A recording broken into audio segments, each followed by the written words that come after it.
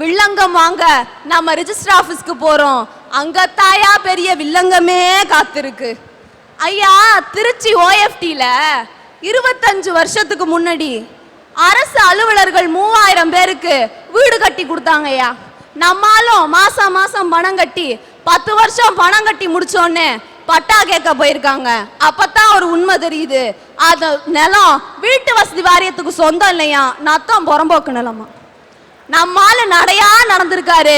2004 தான் ஜீவோ போட்டிருக்காங்க, நத்தம் புறம்போக்கு நிலத்தை வீட்டு வசதி வாரியத்துக்கு மாத்தி. அங்கத்தாயா ஒரு குண்டை போட்டாங்க, நீ திருப்பி அதே பணத்தை கட்டுன்னு. நம்மால 25 வருஷமா வாழ்ந்த வீட்டை எப்படா துரத்தி அனுப்புவாங்கன்னு பயந்துகிட்டே இருக்காங்க. அரசு அலுவலர்களுக்கே இந்த நிலைமைன்னா என் அப்பாவி பொதுமக்கள் நிலைமைய சொல்லித்தான் தெரியணுமா?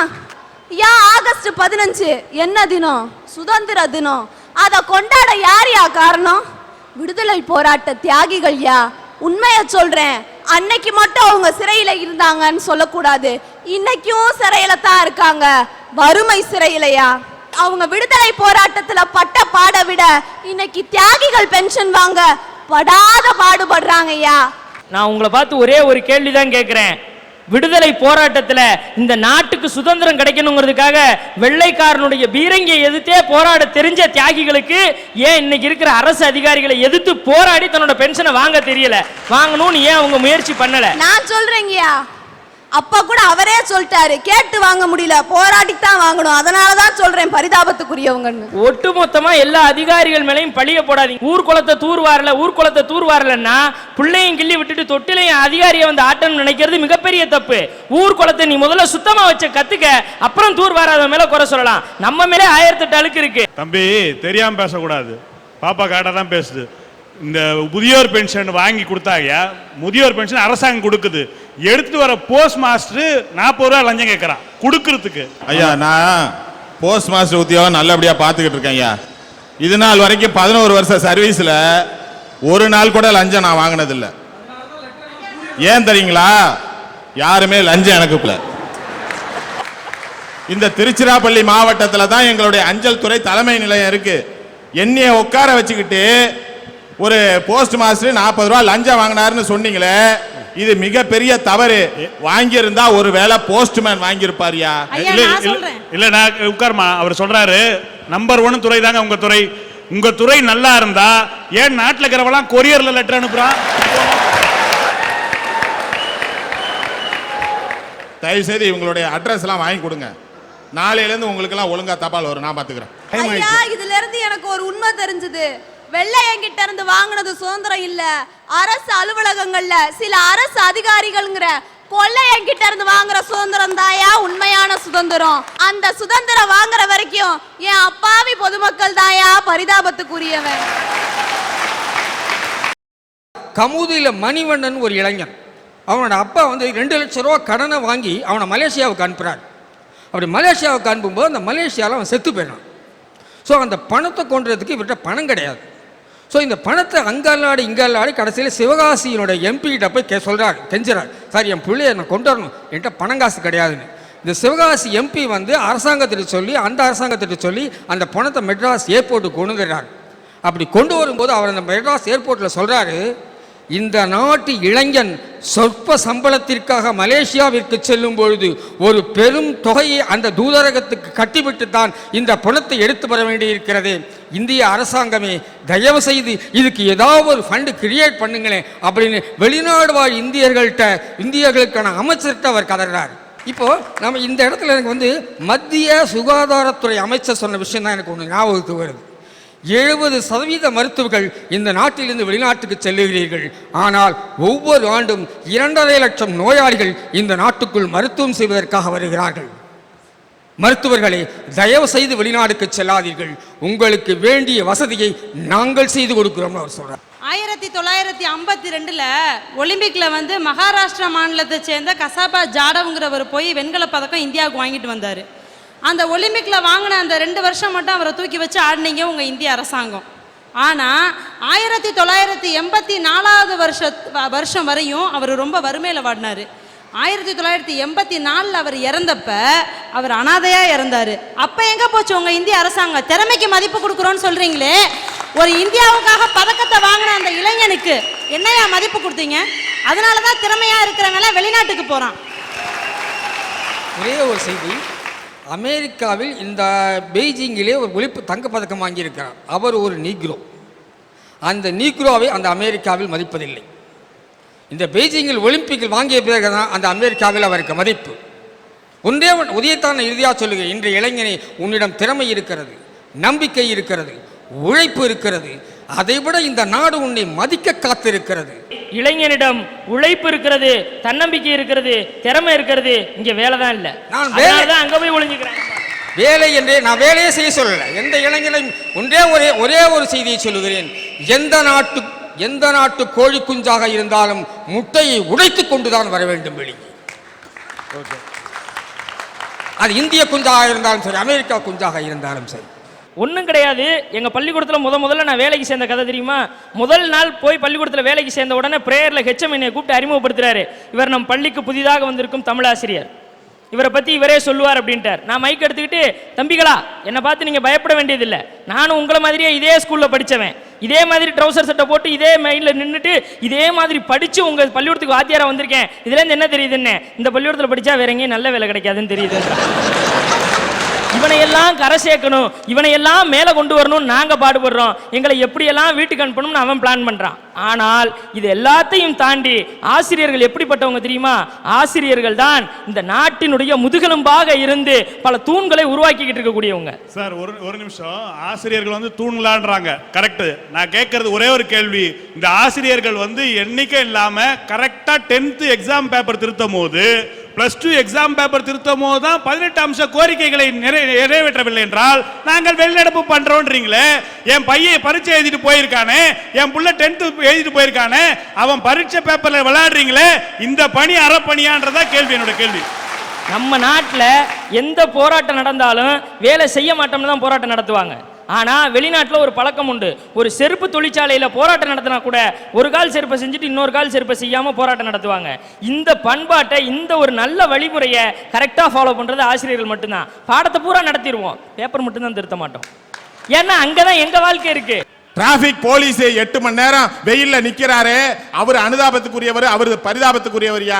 காஷ்மீர் பார்டர்ல நம்முடைய நாட்டை காப்பாத்துறதுக்காக இளைஞன் போய் நிக்கிறானே, அவன் பரிதாபத்துக்குரியயா? 18,000 ரூபாய் சம்பளத்தை வாங்கிட்டு ஆசிரியர்கள் பரிதாபத்துக்குரியர்னு சொல்றீங்களே, இதை விட என்ன கேவலம் இருக்குன்னு நான் கேட்கிறேன். நான் ஒரே ஒரு கேள்வி கேட்கிறேன். எங்க 18,000 சம்பளத்தை பார்த்து நீங்க பொறாமப்படுறீங்களே, என்கிட்ட படிச்ச பையன், என்னோட மாணவன் ஒரு கம்ப்யூட்டர் சாஃப்ட்வேர் இன்ஜினியர் ஆகி 1 லட்ச ரூபாய் சம்பாதிக்கிறான்னு நான் பொறாமப்பட்டேன்னா நான் ஆசிரியராக இருக்க முடியுமா? என்னுடைய பணியை நான் நேசிக்கிறேன், நான் யாரையும் பொறாமப்படலை. என்னால் ஒரு 1 லட்ச ரூபா வாங்குறவனை உருவாக்க முடியும்னு நான் பெருமைப்படுறேனே, அதுதான் இந்த ஆசிரியர் பணியினுடைய சிறப்பு. ஒரு வீட்டில் அப்பாவால் எதை சொல்லிக் கொடுக்க முடியும், அம்மாவால் எதை சொல்லிக் கொடுக்க முடியும்னு ஒரு வரைமுறை இருக்கு. ஒரு இந்து பையன் வீட்டில் அப்பா அம்மா நினைச்சா பகவத்கீதை வரைக்கும் போதிக்கலாம். ஒரு கிறிஸ்துவ பையன் வீட்டில் அப்பா அம்மா நினைச்சா பைபிளை கூட போதிக்கலாம். ஒரு இஸ்லாமியன் வீட்டில் அப்பா அம்மா நினைச்சா குரானை கூட போதிக்கலாம். ஆனா ஒரு ஆசிரியர் நினைச்சா பைபிள், பகவத்கீதை, குரான் அத்தனையும் படிச்சு பாடம் கற்றுக் கொடுக்கலாம். அதுதான் ஆசிரியர் பணியினுடைய சிறப்பு. அப்படிப்பட்ட ஆசிரியர் பணி இன்னைக்கு கேள்விக்குரிய பணியா, கேலிக்குரிய பணியா ஆயிடுச்சே. அதுதான் எனக்கு ரொம்ப வேதனையா இருக்கு. தயவு செஞ்சு ஆசிரியர்களை கேலி பண்ணாதீங்க, ஆசிரியர்களை புண்படுத்தாதீர்கள். அவர்களை புன்னகை செய்ய வைத்து பார்த்தால், அவர்கள் மட்டும் பரிதாபத்துக்குரியவர்களாக இல்லாமல் இருந்தால் உங்களை யாரும் பரிதாபமாக பார்க்க முடியாத நிலைமைக்கு உங்களை உயர்த்தி விடுவார்கள் என்பதை மட்டும் மனசுல வச்சுக்கோங்க. ஆசிரியர்கள் தான் இன்னைக்கு பரிதாபத்தில் இருக்காங்க. ஐயா, எங்க பாட்டிக்கு 11 பிள்ளைங்க. எங்க பாட்டி சொல்லுவாங்க என்கிட்ட, 3 குழந்தை பிறக்கிற வரைக்கும் உங்க தாத்தா முகத்தை நான் எடுத்து பார்த்ததில்லன்னாங்க. ஆனா இன்னைக்கு நிலைமை அப்படியா இருக்கு? ஒண்ணு இல்ல, அன்னைக்கு காதல் வயப்பட்ட பெண் எப்படி பாட்டு பாடினா, ரொம்ப ரகசியமா யார்கிட்டையுமே சொல்ல மாட்டா. ஒரு பொம்மை கிட்ட சொல்லுவா, உனக்கு மட்டும் ரகசியம் சொல்வேன், அந்த ரகசியத்தை ஒருவருக்கும் சொல்லிவிடாதே. ஆனா இன்னைக்கு காதல் வயப்பட்ட பெண் ஒரு பனியனையும் டவுசரையும் போட்டுக்கிட்டு பல ஆயிரம் பேர் இருக்கிற ரயில்வே ஸ்டேஷன்ல வந்து நின்றுக்கிட்டு, மே மாசம் 98 மேஜர் ஆனேன்னு, மேஜர் ஆன 4ஆம் மாசம் மேய போனேன்னு பாடிக்கிட்டு இருக்கேன். இது பண்பாட்டையும் கலாச்சாரத்தையும் சீரழிக்குதா இல்லையா? அதானே வைத்தறிச்ச. அது சீரழிக்குதான்றீங்க, அந்த சீனை பார்த்தோன்னு தானே ரசிகன் விசில் அடிக்கிறான். இன்னைக்கு இருக்கிற பொம்பளை பிள்ளைகளுக்கு மிகப்பெரிய கெட்ட பழக்கம் என்ன தெரியுமா? இங்கிலீஷ்ல பேசுறது தான் நாகரிகம் நினைக்குதுங்க. அப்புறம் என்ன மாதிரி ஆளுகை எப்படியா லவ் லெட்டர் கொடுக்கறது? லீவ் லெட்டரை வச்சே நான் எத்தனை நாளைக்கு லவ் லெட்டர் கொடுக்கறது? அதை லீவ் லெட்டரை கொஞ்சம் மாற்ற வேண்டியா இருக்கு. ஐ ஆம் suffering from love, please grant me leave for. அது லீவ் எடுத்து லவ்னு போட வேண்டியா இருக்கு. இதனால நான் என்ன பண்ணேன், ஸ்போக்கன் இங்கிலீஷ்க்கு போனேன். கொஞ்ச நாள் இங்கிலீஷ்லேயே பேசலான்ட்டு எங்கே போனாலும் இங்கிலீஷ் தான். பஸ்ஸில் போனேன், இங்கிலீஷில் பேசினேன். போனேன், திடீர்னு ஒரு பாப்பாவை இடிச்சிட்டேன். அது ஐ எம் சாரின்னுச்சு. நான் உடனே ஐ எம் வேட்டி அப்படின்னேன். பசைய சிரிக்க ஆரம்பிச்சிருச்சு. இதெல்லாம் சரியா வராது, யார்டா இங்கிலீஷ் கத்துக்கிறதுன்னு யோசனை பண்ணேன். பெரிய கோயில், தஞ்சாவூர் பெரிய கோயில வேடிக்கை பார்க்க ஒரு வெள்ளைக்கார பொண்ணு வந்துச்சு. அந்த வெள்ளைக்கார பொண்ணை ஃப்ரெண்டு பிடிச்சிட்டேன்.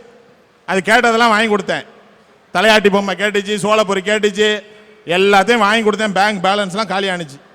சரியா 3 மாசங்க. அது ஃப்ளைட் ஏறும்போது நான் அதுகிட்ட இங்கிலீஷ் கற்றுக்கலான்னு பார்த்தா அது என்கிட்ட தமிழ் கற்றுக்கிட்டு. பண்பாடு கலாச்சாரம் சீரழிந்து வருகிறது, அவர்கள் திருந்த வேண்டும் என்பதுதான் எங்களுடைய ஆசை. ஐயா, அனாதை இல்லத்துக்கும் முதியோர் இல்லத்துக்கும் ஒரே ஒரு வித்தியாசம் தான் இருக்கு.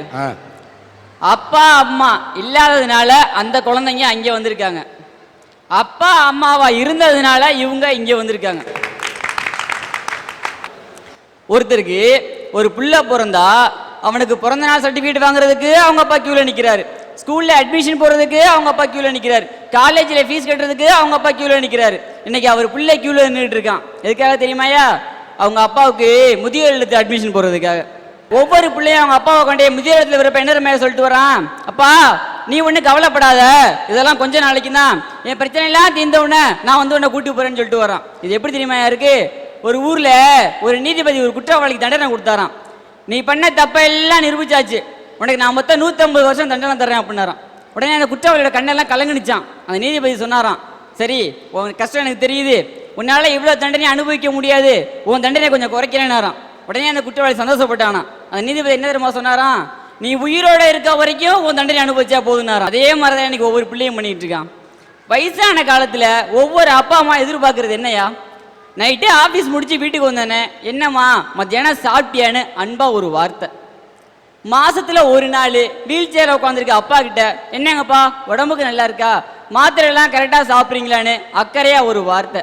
இது ரெண்டு கூட செய்ய முடியாத ஒரு புள்ள இந்த உலகத்துல இருந்தா என்ன, இல்லாட்டினா என்னையா?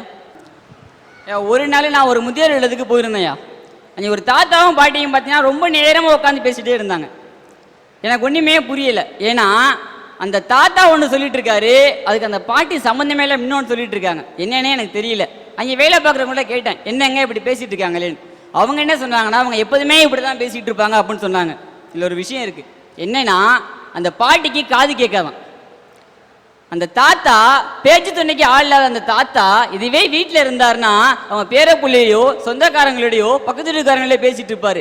அந்த தாத்தாவால் யாரோடையும் பேசாம இருக்க முடியாது. அதனால உனக்கு காது கேட்கட்டாலும் பரவாயில்ல, நீ எனக்கு பதில் சொல்லாட்டாலும் பரவாயில்ல, நான் உங்க கூட பேசிக்கிட்டு தான் இருப்பேன்னு தினம் உட்காந்து 3 மணி நேரம் பேசிக்கிட்டு இருக்காரு.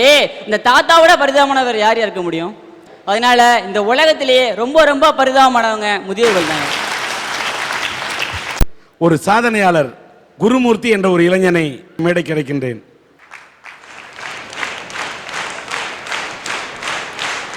இந்த குருமூர்த்தி ஒரு இளம் விஞ்ஞானி. அதாவது ஆள் இல்லாத ரயில்வே லெவல் கிராசிங் இருக்கும், அங்கெல்லாம் ஆள் நிறைய இடத்துல எல்லா இடத்துலையும் கேட்டு போட முடியல. கவர்மெண்ட்டுக்கு அந்த அளவுக்கு போட முடியாதனால இந்த ஆள் இல்லாத லெவல் கிராசிங்கில் காரு பஸ்ஸு போய் அது ரயில் மேல மோதி எத்தனையோ பேர் உயிரை இழக்கிறார்களே என்பதற்காக இவர் தன்னுடைய கண்டுபிடிப்பின் மூலம் ஒரு புதிய எப்படி அதற்கு அதிலிருந்து தவிர்க்கலாம் என்று ஒரு புதிய கண்டுபிடிப்பை இந்த குருமூர்த்தி கண்டுபிடிச்சிருக்கிறார். இந்த சின்ன வயதில், அதாவது 8ஆம் வகுப்பு படிக்கின்ற போது தன் அறிவுக்கு எட்டியதை கொண்டு ஒரு விஞ்ஞான கண்டுபிடிப்பை இவர் கண்டுபிடித்திருக்கிறார். இவர் கண்டுபிடிச்ச அந்த கண்டுபிடிப்புல ஒரு கலங்கரை மாதிரி ஒரு டவர் மேல ஒரு லைட் எரிய விட்டுருக்கிறாரு. ஒரு 5 கிலோமீட்டர்ல ட்ரெயின் வருதுன்னு சொன்னதுமே இந்த லைட் அங்கே சிக்கு சிக்கு சிக்கு சிக்குன்னு அந்த லைட் வெளிச்சம் தெரியுது. அப்புறமா அதில் சத்தத்தையும் கொடுக்க வச்சுட்டாரு. காது கொடுத்து கேட்பவர்களுக்கு சத்தம் காதிலே விழும், காது கொடுத்து கேட்க முடியாதவர்களுக்கு அந்த லைட் வெளிச்சம் தெரியும். அதிலே 5 கிலோமீட்டர் தூரத்தில் அந்த ட்ரெயின் வருதுன்னு தான் அவங்க உஷாராயிடலாம். ஒரு 3 கிலோமீட்டர் பக்கத்தில் நெருங்கின உடனே அந்த டக்குன்னு ஒரு தடை, அந்த கேட்டை மூடுற மாதிரி ஒரு இதை கண்டுபிடிச்சிட்டாரு. அடுத்தது ட்ரெயின் கிராஸ் ஆகி ஒரு 1 கிலோமீட்டர் போன உடனே ஆட்டோமேட்டிக்கா அந்த தடுப்பு திறந்துரும். இப்படி ஒரு கண்டுபிடிப்பை ஆள் இல்லாத லெவல் கிராசிங்ல உருவாக்க வேண்டும் என்று ஒரு இளம் வயதிலே தமிழ்நாட்டிலே பிறந்த ஒரு இளைஞன், ஒரு இளங்கலைஞன் இவருடைய கண்டுபிடிப்பை பாராட்டி ஐஐடி வாழ்த்திருக்கிறது, இவருக்கு பரிசு கொடுத்திருக்கிறது. நம்முடைய ரயில்வேயின் இணை அமைச்சர் வேலுவிடம் கூட இந்த கண்டுபிடிப்பை சொல்லி இருக்கின்றார், அவர் பாராட்டி இருக்கின்றார்கள். ஆனால் அந்த கண்டுபிடிப்பிலே அவர்கள் ஒன்றை சொல்லியிருக்கிறார்கள், இந்த ரயில் வரத்துக்கு முன்னாடி இந்த கேட்டு மாதிரி இது விழுந்துருது, ஆனால் ஒருவேளை அந்த கேட்டில் போய் நடுவில் போய் இடையில ட்ரெயின் வரும்போது ஒரு காரோ ஒரு பஸ்ஸோ போய் மாட்டிக்கொண்டால் அதற்கு என்ன வழி, அதற்கு ஒரு தீர்வை கண்டுபிடிக்க வேண்டும் என்று இந்த இளைஞனை மீண்டும் தூண்டியிருக்கிறார்கள். இப்படிப்பட்ட இளைஞனுக்கு இந்த சன் டிவியின் அரட்டை அரங்கத்தை காணக்கூடியவர்கள் இவரை ஊக்குவிப்பதற்கு எந்த உதவியை செய்தாலும் அவர் மேலும் பல கண்டுபிடிப்புகளை கண்டுபிடித்து ஒரு விஞ்ஞானியாக, இந்தியாவின் மெய்ஞானியாக, தமிழகத்திலிருந்து புறப்பட்டு சென்ற ஒரு இளைஞனாக, அப்துல் கலாம் சொன்னதைப் போல நன்றாக கனவு காணும் ஒரு இளைஞனாக மட்டுமில்லாமல் கனவை நனவாக்கும் இளைஞனாக இவர் இருக்க நீங்கள் வழிவகுக்க வேண்டும்.